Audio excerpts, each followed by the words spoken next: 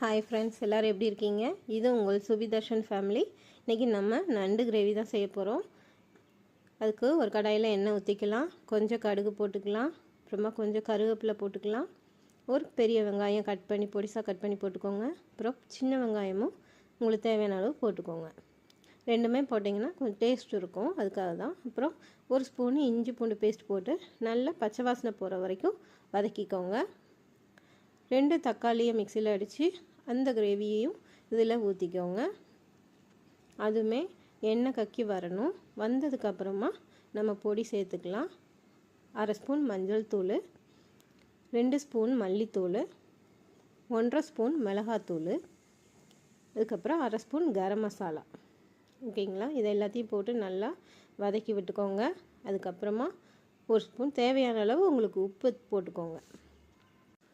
அதுக்கப்புறமா நண்டை சேர்த்து நல்லா கிளறி விட்டுட்டு ஒரு 5 நிமிஷம் கழித்து 2 கிளாஸ் தண்ணி ஊற்றி கொதிக்க விட்டு லாஸ்ட்டாக இறக்குறதுக்கு முன்னாடி 2 ஸ்பூன் குருமிளகு பொடியும் சேர்த்து நம்ம கிளறி விட்டு இறக்கணும். அந்த தண்ணி கொஞ்சம் கூட நண்டில் இருக்கக்கூடாது. அந்த அளவுக்கு ட்ரையாக நீங்கள் இதை ரெடி பண்ணிக்கோங்க. அப்போ தான் நல்லாயிருக்கும் சாப்பிட்றதுக்கு.